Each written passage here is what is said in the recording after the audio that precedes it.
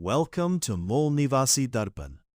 आप सभी श्रोतागण का मूल निवासी दर्पण चैनल में हार्दिक स्वागत एवं अभिनंदन है। जय भीम, नमो बुद्धाय। दोस्तों, तो मैं आज आप लोग के सामने मैं बात करने वाला हूं कि हमारे भारत के मूल निवासियों को आज के तथाकथित जो ब्राह्मण वर्ग है वो कैसे 6,743 जातियों में बांटकर और आज इनके ऊपर कैसे शासन कर रहा है। तो मैं आज इसी कड़ी को जोड़ने का प्रयास करूंगा कि हम लोग कैसे भारत के मूल निवासी हैं और जाति, उपजाति और गोत्र में कैसे बटे हुए हैं। तो इसी के लिए मैं एक वीडियो लाया हूं, मूल निवासी उर्फ चंवर वंशी अछूत कैसे बने। तो इसका मैं रेफरेंस लिया हूँ मूल निवासी चमार जाति का गौरवशाली इतिहास और मूल निवासी अस्मिता ग्रंथमाला से, जिसका लेखक हैं सतनाम सिंह और प्रस्तुति है मूल निवासी दर्पण चैनल का। तो दोस्तों, मैं सीधे टॉपिक पर चलता हूँ। चंवर वंशी अछूत कैसे बने। चंवर वंशी केवल मात्र बौद्ध होने की वजह से ही अछूत बनाए गए हैं। ब्राह्मण लोग बौद्ध धर्म से नफरत करते थे, क्योंकि बौद्ध उनके कर्मकांडों को ही नहीं नकारते थे, बल्कि ब्राह्मणों को क्षत्रियों के बाद दूसरे स्थान पर रखते थे, इसलिए उनको नकारते थे। बौद्धों ने ब्राह्मणों की श्रेष्ठता पर उंगली उठा दी थी। इसी वैचारिक संघर्ष के कारण ब्राह्मणों ने बौद्धों को अछूत घोषित किया है। इतिहासकारों ने गलत तरीके से गंदे पेशों को आधार बताया है। डॉक्टर बी आर अम्बेडकर का अकाट्य तर्क। डॉक्टर बी आर अम्बेडकर ने अपने शोध में सिद्ध किया है कि पेशा छुआछूत का कारण नहीं था। अपवित्रता और अस्पृश्यता दो अलग अलग शब्द हैं। चमड़ा उतारने वाले का काम प्राचीन काल में ब्राह्मण पुरोहित भी करते थे। ऐत्रेय ब्राह्मण का साक्ष्य प्राचीन ब्राह्मण ग्रंथों में स्पष्ट लिखा है कि यज्ञ के पक्षपात ब्राह्मण चमड़ा निकालते थे। सारी चमड़ी बिना काटे उतार लो, ऐत्रेय ब्राह्मण में लिखा हुआ है। नाभि कटने से पहले उजड़ी को चीर दो। तो इससे सिद्ध होता है कि चमड़ा उतारने वाले ब्राह्मण कभी अछूत नहीं हुए। अतः मृत पशुओं की खाल उतारना अस्पृश्यता का कारण नहीं था। दोस्तों, देख लीजिए हमारे बाबा साहब कैसे सिद्ध कर रहे हैं। विचारणीय प्रश्न, अन्य जातियां क्यों? अक्सर यह तर्क दिया जाता है कि चमार या भंगी उनके पेशों के कारण अस्पृश्य बनाए गए, परंतु तब उन अन्य दर्जनों जातियों का क्या जो किसी गंदे पेशे से नहीं जुड़ी थी, वो क्यों अस्पृश्य बनाई गई? इसका एक ही उत्तर है, ब्राह्मणों और बौद्धों के बीच का ऐतिहासिक संघर्ष। मांसाहार और बुद्ध। भगवान बुद्ध ने अहिंसा के तहत विधान बनाया कि मांस के लिए पशु को मारना पाप है, लेकिन मरे हुए पशु का मांस खाने में हिंसा नहीं है। मतलब मारना पाप है। अगर कोई मरा हुआ है, चिड़िया चुरुन कोई भी चीज़, उसको खा सकते, उसमें कोई पाप नहीं है, क्योंकि उसमें भी प्रोटीन मिलता है। तो बौद्ध स्वयं मरे पशुओं का मांस खाते थे, जबकि ब्राह्मण यज्ञ में पशु बलि देकर मांस खाते थे। इनके तुम्हें धर्म ग्रंथ में लिखा हुआ है। अब ब्राह्मणों की चालाकी, गिरगिट जैसा रंग कैसे बदल लेते हैं। बौद्धों से उच्च स्थिति हासिल करने के लिए ब्राह्मणों ने अपनी रणनीति बदली। ब्राह्मणों ने अपनी श्रेष्ठता की धाक जमाने के लिए मांस खाना ही छोड़ दिया। खाने को तो आज भी खाते हैं लोग, जाके विदेश में खाते हैं, जैसे मोहन भागवत खुद खाते हैं, अटल बिहारी वाजपेयी खाए हैं, ये सब खाए हैं, लेकिन अब आड़े अलोते खाते हैं। इनके धर्म ग्रंथ में भी लिखा है हुआ है। तो देखिए, ब्राह्मणों ने अपनी श्रेष्ठता की धाक जमाने के लिए मांस खाना ही छोड़ दिया। अर्थव्यवस्था गौ वंश पर टिकी थी। अर्थव्यवस्था जो थी उस समय गाय भैंस के व्यापारियों पर टिकी थी। भारी संख्या में गाय मरती थी जिन्हें बौद्ध खाते थे। ब्राह्मणों ने गाय को पूजनीय घोषित किया ताकि गाय खाने वाले बौद्धों को अस्पृश्य बनाया जा सके। ओशो रजनीश के विचार भाग 1। यह जानकर तुम हैरान होगे कि चमार मूलतः बौद्ध है। कौन बोल रहे हैं? ओशो बोल रहे हैं। जब भारत से बौद्ध धर्म उखाड़ डाला गया तो जो बौद्ध बच गए और नहीं भाग सके और मजबूरी में हिंदू धर्म में सम्मिलित होना पड़ा, वे ही बौद्ध चमार हैं। ये ओशो रजनीश का विचार है। विवस्ता और शूद्र पद। ओशो के अनुसार जो भाग सकते थे वे भाग गए, जो दरिद्र थे वे यहीं रुक गए।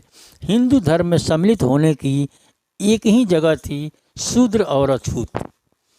यह स्थान मंदिर के बाहर था। बौद्ध अनुयायी जो अपनी पैतृक भूमि नहीं छोड़ सके, उन्हें अछूत का दर्जा दिया गया। मनुस्मृति का प्रमाण। नास्तिकों का बहिष्कार। मनुस्मृति में वेद निंदकों के लिए दंड का विधान है। यो मन्येत ते मूले हेतु शास्त्राश्रायद द्विज साधु भी बहिष्काय नास्तिको वेद निंदक। अर्थ, वेद निंदक नास्तिक को गांव की सीमाओं से बाहर कर देना चाहिए। उस समय बौद्ध श्रमण ही वेद निंदक थे जिन्हें गांव के बाहर बसाया गया। महाभारत में अस्पृश्यता का आधार। महाभारत के अनुशासन पर्व में वेदों का विरोध करने वालों को श्वान यानी कुत्ता के समान माना गया है। जो वेदों की निंदा करता है वह ब्राह्मणों के प्रति कटु वचन बोलता है। विद्वान पुरुषों ने ऐसे पुरुष को कुत्ता, श्वान माना है। कौन विद्वान पुरुष? ब्राह्मण विद्वान पुरुष। स्पष्ट है कि ब्राह्मण बौद्धों से चिढ़े हुए थे, इसलिए उन्हें अस्पृश्य घोषित किया। मांस सेवन और हिंसा का तर्क। महाभारत में बुद्ध के उपदेशों का खंडन करने के लिए लिखा गया कि जो प्राणियों के स्वयं मर जाने का पर उनका मांस खाता है वह न मरने पर भी हत्यारा ही समझा जाता है। माने यह महाभारत में बुद्ध के उपदेशों का खंडन करते हुए लिखा कि जो प्राणियों के स्वयं मर जाने पर उनका मांस खाता है वह मारने पर भी हत्यारा ही समझा जाता है। यह स्पष्ट रूप से बौद्धों के मृत मांस भक्षण का विरोध है। इसी आधार पर ब्राह्मणों ने गाय को पूजनीय बनाकर बौद्धों को अपराधी ठहराया। थेर से ढेर बनने की यात्रा। बौद्ध धर्म और चमार जाति के भाषाई संबंध। बौद्ध धर्म में भिक्षुओं की एकता सम्मानजनक उपाधि थेर थी। चमारों के लिए प्रयुक्त ढेर शब्द में थेर शब्द का अपभ्रंश है। यह इस सत्य का अकाट्य प्रमाण है कि वे मूलतः बौद्ध भिक्षुओं की परंपरा से हैं। पूर्व में ब्राह्मण मांसाहारी थे। यज्ञों में मांस खाना ब्राह्मणों के लिए अनिवार्य था। मनुस्मृति के 5वां अध्याय के 36वां श्लोक में के अनुसार मंत्रों से पवित्र किया गया मांस अनिवार्य है। श्राद्ध में नियुक्त मांस न खाने वाला 21 जन्म तक पशु होता है। अब बताइए, इनके धर्म ग्रंथों में लिखा हुआ है? देवता या पितरों का अर्पण किया मांस दोष मुक्त माना जाता है। अब बताइए, देवता को और पितर को दिया हुआ मांस ये दोष मुक्त है? अरे मांस तो मांस एक है।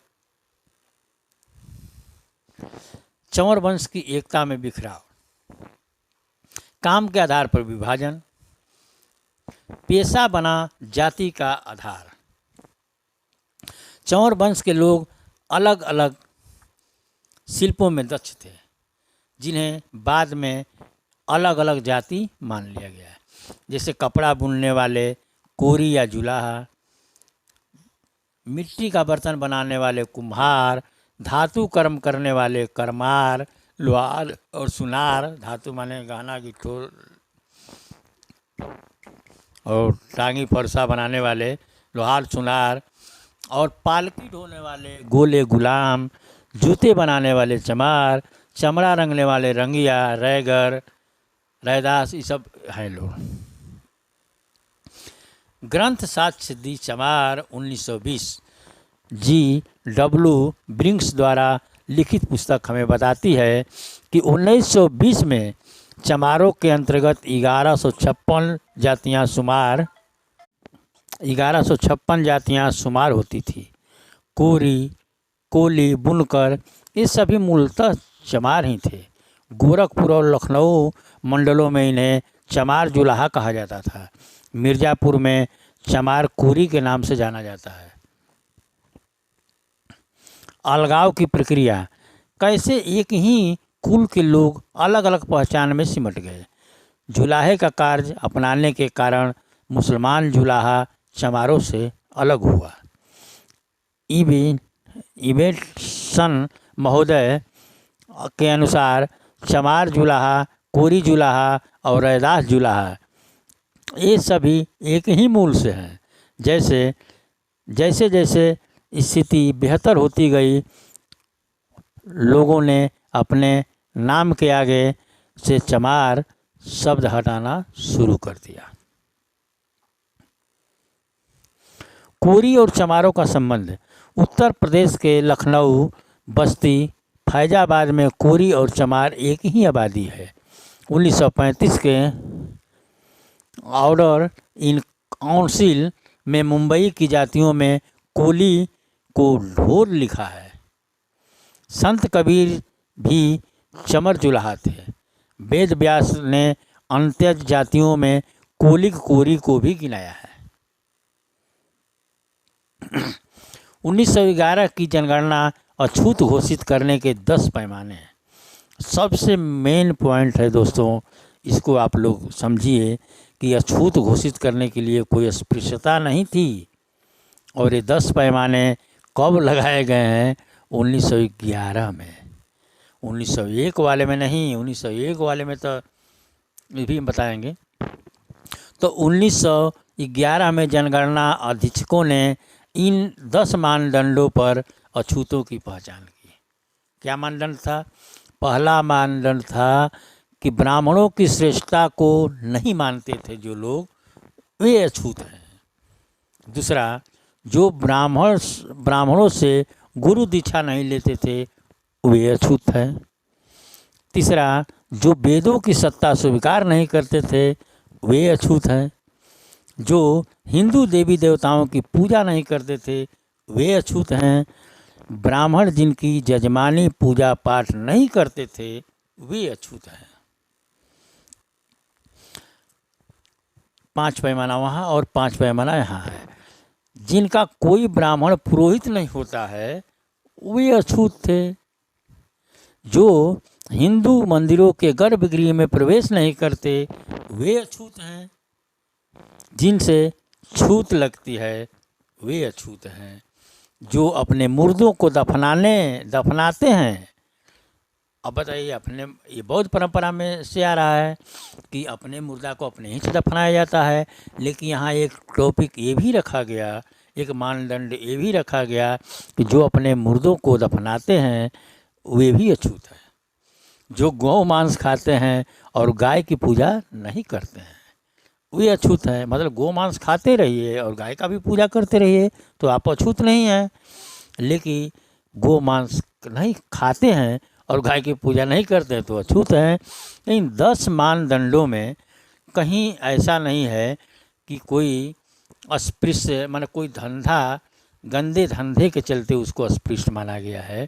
तो दोस्तों आप ये देख सकते हैं, एक बहुत शोध करके यह पुस्तक लाया गया है और इसका मैं वीडियो थ्रू बनाकर आपको दिखा रहा हूँ। तो यह पैमाने सिद्ध करते हैं कि अछूतों को उनकी बौद्ध मान्यताओं और ब्राह्मणों के विरोध के कारण हिंदू समाज से बाहर रखा गया।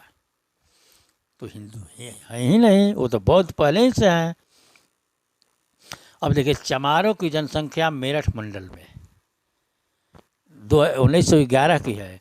जिला देहरादून में 2,05,075 कुल जनसंख्या, जिसमें सिर्फ चमारों की जनसंख्या उस समय 24,496 11% थी।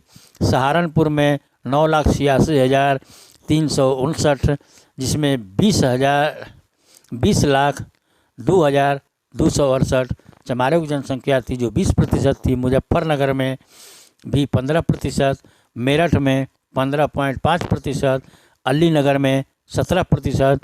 चूँकि यूपी के लेखक यूपी के ही हैं, इसलिए यूपी का ज़्यादा आंकड़ा दिया, लेकिन पूरे भारत के दिए, ऐसा हम नहीं इनके अर्थ करेंगे। चमारों की जनसंख्या आगरा मंडल में 16%, है ना, और मथुरा में 16, और आगरा में 17, इटावा में 16%, एटा में 13% और मैनपुरी में 13%। अच्छा, महार और चमारों का अटूट रिश्ता। भौगोलिक आधार पर समुदायों के नाम बदले पर मूल एक ही रहा। महाराष्ट्र में जिन्हें महार कहा जाता है, बिहार में आज भी उन्हें चमार को महार कहा जाता है। बाबा साहब डॉक्टर भीमराव अम्बेडकर महार जाति से थे और बिहार में चमारिन को महारिन कहना इसी मूल की गवाही देता है। महारों का चमारों से अलग अस्तित्व केवल भौगोलिक अलगाव का परिणाम है। व्यावसायिक उपशाखाएं। चमड़े के कार्य में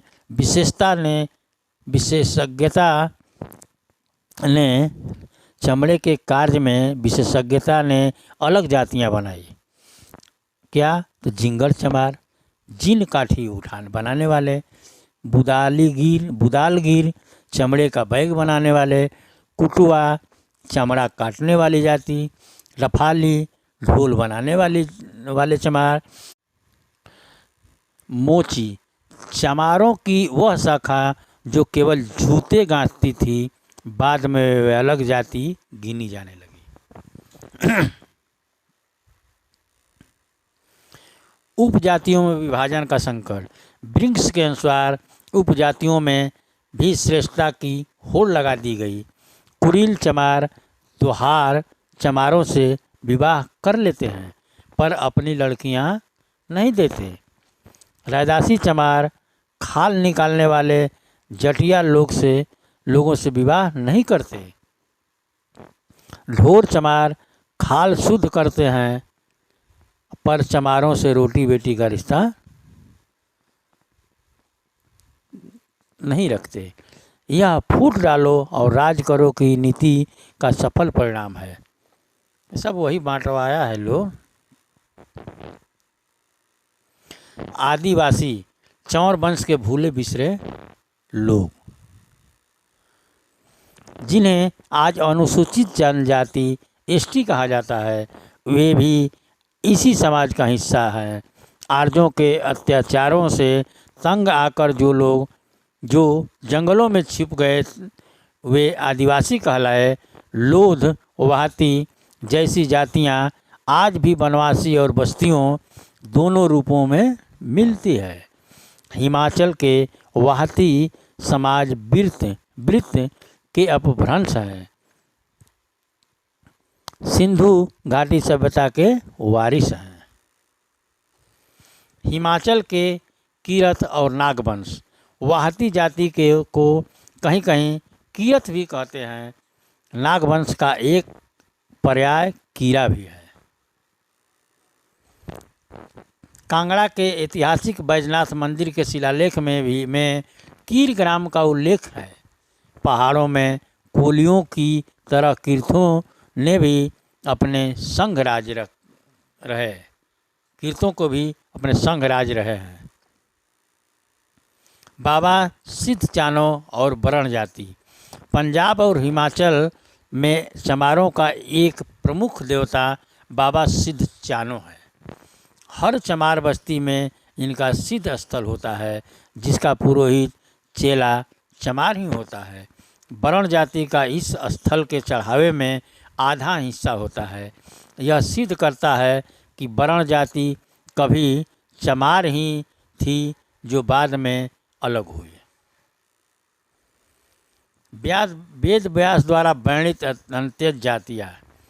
एक विराट जो आज वरुण जाति है, लाट जो लट या लठ जाति बनी, कोली जो कोरी या कोली बनी। यह सभी जातियाँ महाभारत काल में ब्रह्म ज्ञान से शून्य होने के कारण गिरी हुई मानी गई और आज बहुजन समाज का हिस्सा है। दोस्तों, एक भ्रम और आपको बता दें, जितना भी धार्मिक ग्रंथ लिखे गए हैं इसका भी मैं वीडियो लाऊंगा, लेकिन सब मुगल काल के बाद के हैं। तो ये सब मुगल काल के बाद ही सब जातियों का निर्माण हुआ है।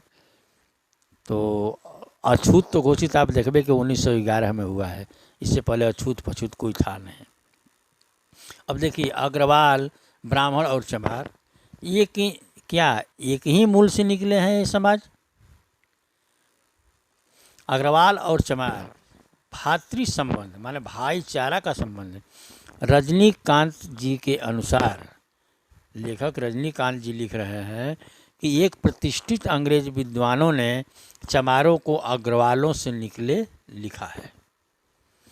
अग्रवाल वास्तव में सिंधु घाटी सभ्यता के पणी यानी वणिक हैं।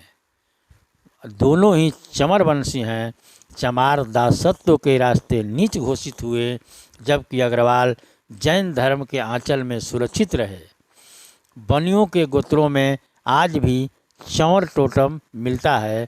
चौरवाल, चावड़, चमरिया और चमरे। शादियों में चमार की पूजा। अग्रवालों और जैनियों की रिवाजों में इतिहास के अवशेष। आज भी बनिए शादियों में चमार की पूजा करते हैं या मोची के औजारों को पूजते हैं। जैनों के बघेर वालों के 52 गोत्रों में एक चमारिया भी है। यह साक्ष्य दर्शाता है कि सिंधु घाटी सभ्यता के काल में ये दोनों एक ही थे। चमरुआ ब्राह्मण और निम्न ब्राह्मण। चंवर वंश के वे लोग जो ब्राह्मण वर्ण तक पहुंच गए। बहुत से समुदायों को अंग्रेजों ने जनेऊ पहनाकर ब्राह्मण बना दिया। बहुत से समुदायों को राजाओं ने जनेऊ पहनाकर ब्राह्मण बना दिया। 1.25 लाख प्रयागवाल ब्राह्मण। कनौजियों की एक शाखा 1.25 लाख भी इसी ब्राह्मण श्रेणी में आती है। ज्योतिषी लोग जूता बनाने वाले जाति के हैं, जिन्हें उच्च ब्राह्मण पानी तक नहीं पीते हैं, लेकिन आज ज्योतिषी बने घूमे हुए हैं। असोथर के राजा भगवंत राय ने एक नूनिये चमार की शाखा ब्राह्मण को बना दिया। और मैं एक उदाहरण इस समय खुद आधुनिक युग में मैं देना चाहता हूं दोस्तों, कि बिहार प्रांत के कैमूर जिला के थाना रामपुर भगवान बेलाव में एक गांव है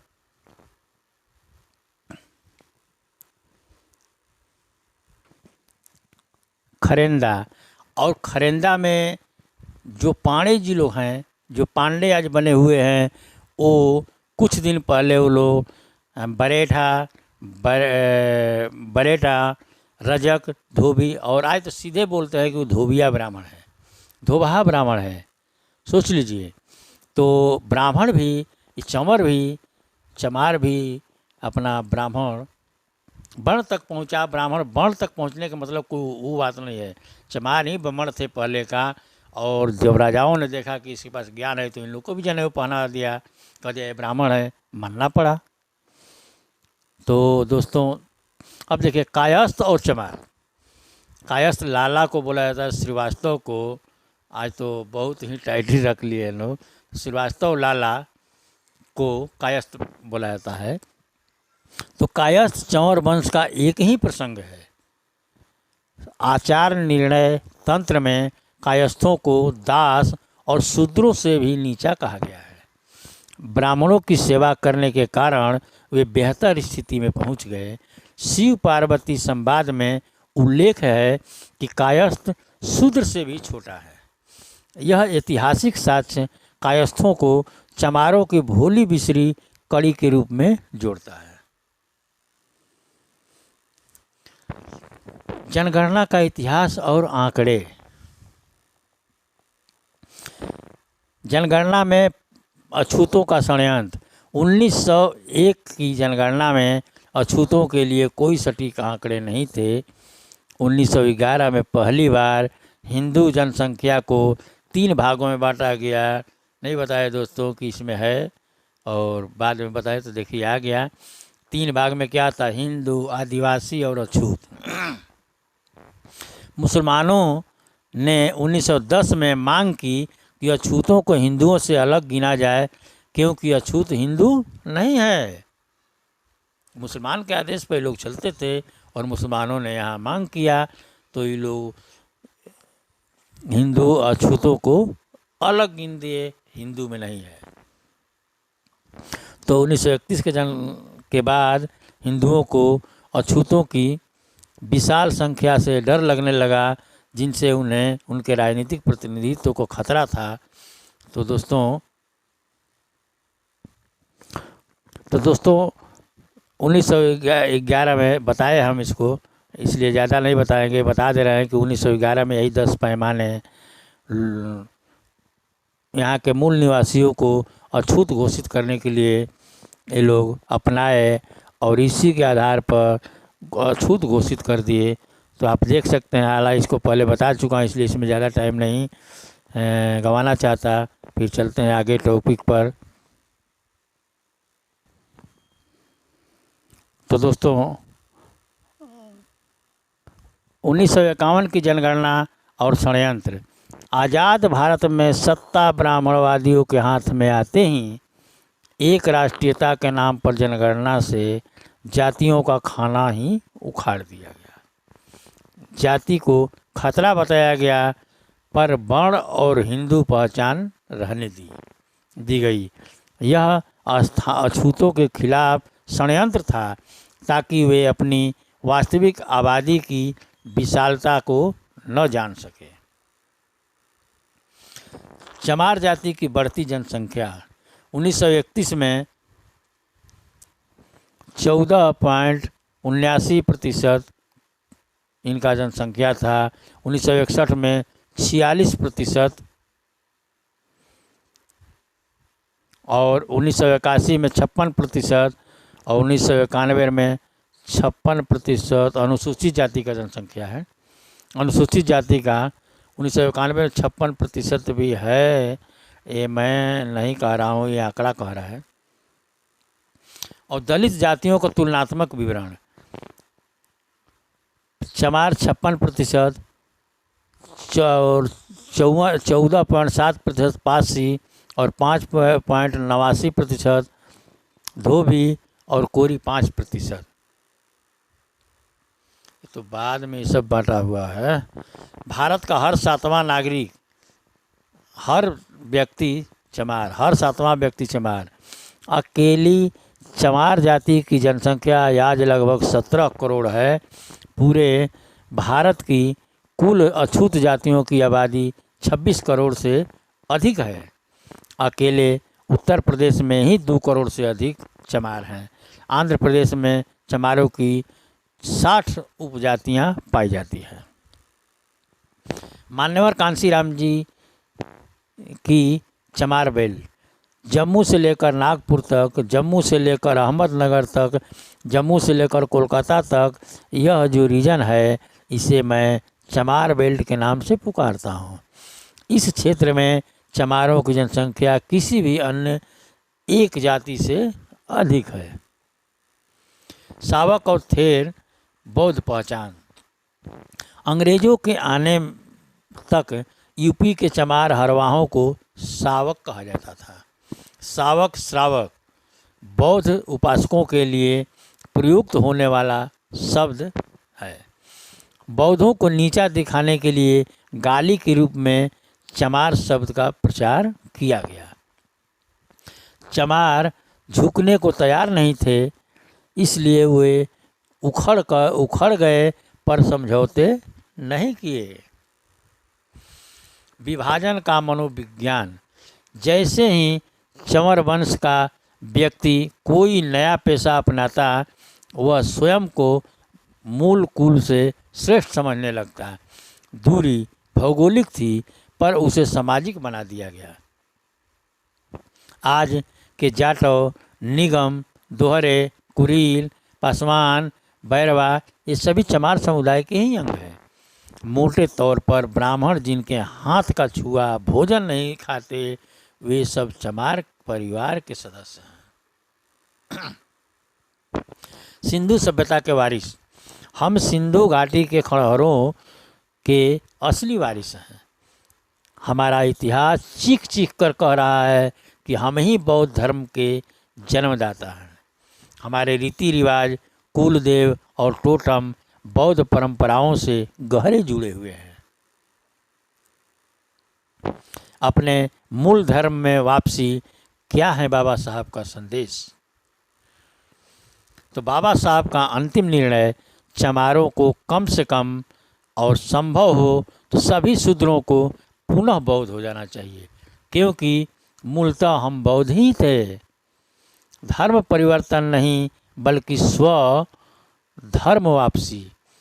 अन्य धर्मों में जाने से हम आपकी अपनी पैतृक ऊर्जा से कट जाते हैं और बौद्ध धर्म में लौटने से हम अपनी परंपरा और विरासत से जुड़ते हैं।